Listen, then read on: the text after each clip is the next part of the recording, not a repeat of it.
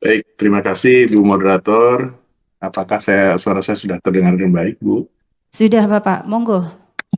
Baik, mungkin pertama kali saya ingin menyampaikan apresiasi dan terima kasih kami kepada panitia penyelenggara yang sudah berkenan mengundang kami untuk memberikan paparan pada kesempatan webinar hari ini.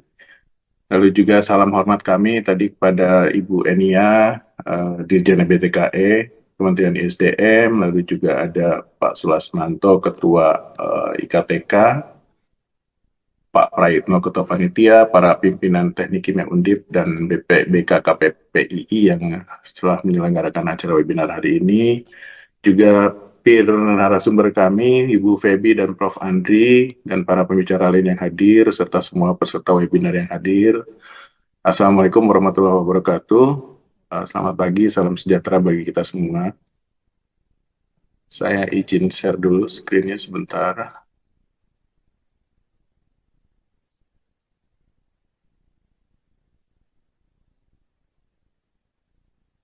Mohon konfirmasinya Ibu Moderator atau Belum terlihat Bapak? sudah terlihat di layar ya? Ya, sudah. Monggo Bapak. Baik, uh, sesuai dengan tema yang diamanatkan kepada kami akan memaparkan terkait penerapan energi baru dan energi terbarukan di industri hijau. Paparan kami akan terbagi menjadi 3 bagian. Yang pertama, upaya transisi energi sektor industri melalui pengembangan industri hijau. Yang kedua, bagian kedua adalah potensi pemanfaatan energi baru dan terbarukan sektor industri. Oh, maaf. Dan yang ketiga, ada beberapa catatan dan beberapa hal yang perlu ditindaklanjuti terkait isu yang dibahas pada hari ini. Bagian pertama, ini sebetulnya tadi sudah disampaikan baik oleh Prof. Enia maupun oleh Ibu Febi ya. Jadi saya juga sudah enteng ini. Presentasinya sudah disampaikan, jadi beberapa akan kami skip juga. Mungkin dari presentasi ini yang perlu saya reiterate adalah bahwa dari profil pemanfaatan energi atau konsumsi energi, baik itu energi final maupun primer, dapat terlihat bahwa memang sektor industri itu cukup mendominasi ya dari sisi konsumsi energi. Dengan demikian, otomatis ini berimplikasi pada besarnya emisi karbon yang dihasilkan, sehingga jika dikaitkan dengan upaya dekarbonisasi kita secara global maupun nasional, maka penggunaan energi di sektor industri inilah yang perlu diadres terlebih dahulu karena memiliki daya ungkit yang paling besar ya, akan memberikan kontribusi yang paling besar dan paling cepat untuk upaya penurunan emisi. Selanjutnya, sebentar saya geser dulu. Dalam rangka percepatan transisi energi sektor industri, kami di Kementerian Perindustrian sesuai dengan amanah Undang-Undang Nomor 3 tentang Perindustrian ya tahun 2014, kami juga diamanahkan untuk melakukan pengembangan industri hijau, di mana secara definisi industri hijau itu adalah industri yang dalam proses produksinya mengutamakan upaya efisiensi dan efektivitas penggunaan sumber daya secara berkelanjutan sehingga mampu menyelaraskan pembangunan industri dengan kelestarian fungsi lingkungan hidup serta dapat memberikan manfaat bagi masyarakat. Ini definisi ini tercantum pada Undang-Undang Nomor 3 Tahun 2014 tentang perindustrian. Lalu, mengapa pengembangan industri hijau ini perlu dilakukan? Yang pertama, tentunya ada kebutuhan pasar ya, ada demand-nya. Saat ini apalagi di pasar tradisional di negara-negara maju seperti Eropa, Amerika, Jepang, Korea. Ini kebutuhan akan produk hijau ini terus meningkat seiring dengan meningkatnya juga awareness dari konsumen yang akan menggunakan dari produk industri yang kita hasilkan. Yang kedua, urgensinya adalah adanya regulasi negara tujuan ekspor yang mewajibkan praktek berkelanjutan. Tadi ini juga sudah disinggung oleh Bu Febi. Kedepannya itu akan ada pajak karbon, ada eco-labeling yang saat ini juga sudah berlaku. Nanti ada direktif CBAM dari EU yang mungkin baru akan diberlakukan sejak tahun 2026 nanti, tapi untuk bisa masuk pada sesuai dengan kriteria SIBAM itu harus sudah melakukan pelaporan di industri ini sejak 2 tahun sebelumnya. Jadi 2024 ini beberapa industri kami yang memang akan terjerat dengan direktif SIBAM di EU ini sudah melakukan pelaporan ke Uni Eropa. Lalu juga ada UDR ya yang terkait deforestasi dan lain-lain. Lalu urgensi yang ketiga adalah kontribusi terhadap komitmen negara dalam konvensi internasional seperti Paris Agreement, Konvensi Stockholm, ada Minamata Convention dan seterusnya ya, banyak sekali yang harus kita adopsi dan harus kita ikuti. Lalu adanya kerentanan terhadap iklim dan bencana yang mengakibatkan terganggunya pasokan bahan baku industri. Ini kaitannya dengan sumber bahan baku tadi ya. Lalu dengan industri hijau ini, dengan pengembangan industri hijau atau implementasi industri hijau ini diharapkan terjadi peningkatan efisiensi sumber daya ya, dalam bentuk bahan baku, air, energi, dan bahan kimia. Lalu juga akan dihasilkan produk hijau dengan bahan baku yang ramah lingkungan dan juga meningkatnya pemanfaatan energi bersih atau juga EBT ya. Dan terjadi penurunan emisi dan pengendalian limbah B3 secara lebih baik, lebih masif. Dan ada akomodasi standar berkelanjutan ya, kami juga ada yang namanya standar industri hijau, mungkin di slide berikutnya nanti akan kami jelaskan. Lalu diharapkan juga dengan penerapan industri hijau ini terjadi juga penerapan ekonomi sirkular. Nah, dari hal-hal tersebut yang output langsung dari penerapan industri hijau, tentunya outcome yang diharapkan ya terjadi efisiensi sumber daya ya, tadi dari mulai efisiensi energi, pemanfaatan bahan baku alternatif, pemanfaatan energi baru dan terbarukan. Dan ini juga implikasinya nanti akan terjadi cost efisiensi Bapak Ibu, sehingga meningkatkan daya saing produk industri. Lalu juga perlu ada regulasi dan kebijakan, ya tadi saya sudah sebutkan kita ada standar industri hijau, walaupun cakupannya masih minim, saat ini masih terus kami perbanyak cakupannya. Lalu juga kami memberikan penghargaan industri hijau kepada pelaku industri yang sudah menerapkan prinsip-prinsip industri hijau. Dan juga kami menyusun roadmap dan kebijakan pengaturan dekarbonisasi dan tata laksananya untuk nilai ekonomi karbon di sektor industri. Selain itu juga kami mengusulkan beberapa inisiatif baru seperti ekosistem industri hijau, green procurement, kawasan industri hijau, dan teknologi hijau. Nah Bapak Ibu, ini saya sekilas saja, tadi sudah disampaikan mungkin 2 kali oleh Prof. Enia maupun Bu Febi ya, terkait milestone aksi perubahan iklim dari Persetujuan Paris hingga NZE ya, Net Zero Emission 2060. Nah ini sebagai catatan kalau untuk sektor industri, Bu Febi atas arahan Pak Menteri memang kami sudah melakukan juga berbagai kajian dan perhitungan. Untuk sektor industri, kita akan mengakselerasi 10 tahun dari target nasional, yaitu menjadi di tahun 2050 untuk pencapaian net zero emission sektor industri. Nah, komitmen Indonesia di NDC tadi sudah disampaikan, di NDC juga sudah disampaikan. Nah, untuk sektor industri di target dekarbonisasi sesuai dengan Persetujuan Paris ini, Kementerian Perindustrian itu diamanatkan atau sektor industri itu diamanatkan untuk memberikan kontribusi dekarbonisasi dari sektor energi, limbah, dan IPPU. Jadi tidak semuanya untuk agriculture, itu mungkin di Kementan, dan Polu mungkin di tempat Bu Febi di KLHK. Selanjutnya, dekarbonisasi sektor industri untuk mencapai target nasional ini ada beberapa strategi. Ini juga tadi sebetulnya sudah disampaikan oleh Bu Febi ya, melalui efisiensi energi dan sumber daya, elektrifikasi, energi baru, meliputi nuklir, hidrogen, amonia, sumber energi baru lainnya, seperti biomasa dan energi terbarukan. Lalu juga diharapkan terjadi industrial symbiosis, lalu juga resource reuse dan circular economy yang saling terkait. Adanya juga inovasi dan pengembangan bisnis model baru, seperti biorefineries, dan tentunya ini yang saat ini sedang mencuat isunya adalah CCS dan CCUS ya. Tapi sebagai catatan tambahan, ini juga Bu Febi kami kemarin diskusi dengan teman-teman di KLHK, ternyata CCS dan CCUS ini belum masuk perhitungan untuk kontribusi dekarbonisasi di sesuai dengan Paris Agreement ternyata. Jadi ya ini juga sudah teknologinya mahal, tapi juga tidak bisa memberikan kontribusi terhadap capaian nasional di dekarbonisasi di Paris Agreement. Ini perlu kajian lebih lanjut nanti ke depannya untuk implementasinya.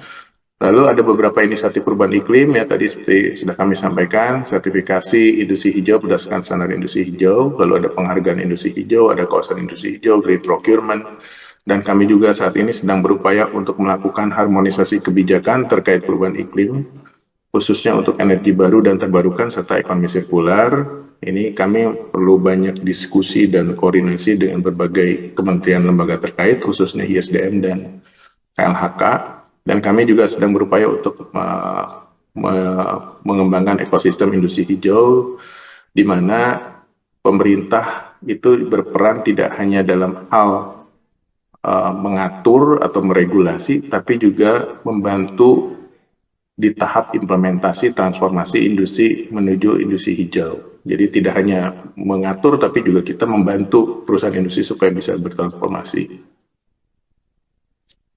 Selanjutnya, dekarbonisasi sektor industri dari kategori energi itu ada beberapa hal. Yang pertama, fuel switching, terkait peningkatan penggunaan listrik, pengurangan batu bara, dan penggunaan gas dan hidrogen. Juga ada efisiensi energi, ya. Untuk penurunan konsumsi energi sudah 50% sampai 60%, cukup optimis. Lalu strategi elektrifikasi pada industri menggunakan proses pada suhu rendah ya seperti di industri makanan dan minuman, tekstil dan kulit, perangkat elektronik, dan asumsi mencapai 55% elektrifikasi targetnya di tahun 2060. Selain itu juga kami sedang menyadaki potensi penggunaan hidrogen sebagai substitusi gas. Mudah-mudahan bisa dengan green hidrogen, dan kami juga sangat eager dengan adanya Pak Prof. Enia sebagai Profesor Hidrogen Indonesia menjadi Dirjen EBTKE. Tentunya perhatian beliau dan fokus beliau terhadap perkembangan teknologi hidrogen sangat besar. Ya, kami juga berharap banyak dengan adanya beliau di ISDM. Lalu ada juga yang terakhir adalah upaya untuk substitusi biomasa, menggantikan energi bahan bakar fosil untuk pemanasan suhu tinggi, terutama pada instrumen semen untuk proses produksi semen. Selanjutnya, ini beberapa program dekarbonisasi sektor industri. Yang pertama, kami melakukan review dan pemutakhiran baseline atau business as usual ya, BAU-nya, dan proyeksi penurunan emisi GRK serta profil emisi GRK di sektor industri prioritas. Nah, kami ada 9 sektor industri prioritas, Bapak Ibu. Kami juga sedang memetakan tadi peta jalan untuk baik secara keseluruhan sektor industri maupun per subsektor yang ada 9 tadi. Lalu kami juga sedang berupaya memperbanyak cakupan standar industri hijau dan memberikan penghargaan industri hijau sebagai stimulan, di mana emisi GRK menjadi parameter dalam standar industri hijau maupun penghargaan industri hijau. Serta nanti kami juga sudah berdiskusi dan berkonsolidasi dengan LKPP agar standar industri hijau ini juga menjadi bagian dari katalog dan green procurement.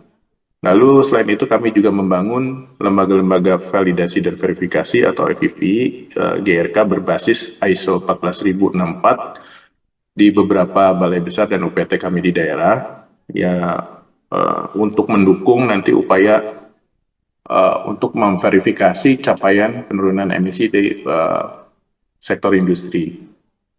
Lalu kami juga sedang menyusun pedoman MRV, Monitoring, Reporting, and Verification GRK, dan pedoman dekarbonisasi serta NEK di sektor industri. Yang berikutnya, kami juga sedang mengembangkan sistem pelaporan online GRK yang terintegrasi dengan SINAS, sehingga bisa saling nge-link gitu ya, berbagi pakai untuk kebutuhan perdagangan karbon, mungkin dengan indeks karbon. Juga di situ ada data karbon kredit dan offsetting, serta terkoneksi dengan SRN juga ya, sistem registrasi nasional. Selain itu, kami melakukan verifikasi pelaporan data industri juga secara rutin, memberikan pelatihan, pendampingan, dan pengembangan kapasitas, serta fasilitasi dan pembinaan kepada industri untuk bertransformasi menjadi industri hijau. Dan yang terakhir, kami sedang menyusun regulasi dalam bentuk Permen-Perin ya untuk dekarbonisasi dan tata laksana nilai ekonomi karbon serta penyusunan roadmap dekarbonisasi serta roadmap nilai ekonomi karbon sektor industri. Ini terkait energi dan emisi GRK dalam standar industri hijau. Ini SIH ini ditetapkan oleh Menteri dan disusun berdasarkan jenis industri dan klasifikasi baku lapangan usaha industri Indonesia atau KBLI 5 digit ya. Dan dalam penyusunannya kami juga berkoordinasi dengan semua kementerian terkait, dengan lembaga pemerintah non kementerian juga, asosiasi industri, perusahaan industri juga dilibatkan, serta akademisi. Jadi kami melibatkan semua pihak untuk menyusun standar industri hijau. Dan standar industri hijau ini diharapkan menjadi pedoman bagi perusahaan industri untuk menerapkan industri hijau yang saat ini masih kami berlakukan secara sukarela, namun secara bertahap akan diberlakukan secara wajib. SIA ini sendiri terdiri dari 2 persyaratan di dalamnya, ya ada yang sifatnya teknis, ada sifatnya persyaratan manajemen. Dan di dalam SIH ini ada beberapa batasan emisi GRK yaitu yang sesuai dengan mandat kepada sektor industri yaitu energi, IPU, dan limbah. Di mana di sisi energi ada yang energi langsung berdasarkan bahan bakar yang digunakan oleh perusahaan industri, jadi disebutnya di skop 1 kalau di GHG protokol ya. Lalu ada yang tidak langsung berdasarkan energi yang dibeli dari pihak ketiga atau skop 2. Nah, saat ini Bapak Ibu, cakupan standar industri hijau memang masih belum menyeluruh ya, baru 37 standar industri hijau yang sudah ditetapkan oleh Menteri Perindustrian, dan ini kami sedang berupaya untuk mempercepat cakupannya sehingga kedepannya bisa lebih banyak bidang usaha industri yang tercover di sini. Dan SIA ini juga kedepannya akan dijadikan sebagai salah satu acuan untuk penetapan batas atas emisi untuk perdagangan karbon di subsektor industri. Nah, ini Bapak Ibu beberapa SIH yang mungkin kami coba identifikasi relevansinya terhadap EBT. Ada SIH terkait semen Portland, ya, dengan kriteria penggunaan bahan baku alternatif biomasa dan non-biomasa, di mana substitusi rate-nya minimum 1% energi panas per kiln system. Ini saya tidak akan bacakan satu persatu, tapi ini paling tidak ada saat ini sudah ada 9 SIH, baik itu yang sudah terbit maupun yang sedang direview, dan ada juga yang baru untuk pertenunan, di mana di sini sudah ada beberapa kriteria EBT yang harus dipenuhi oleh perusahaan industri.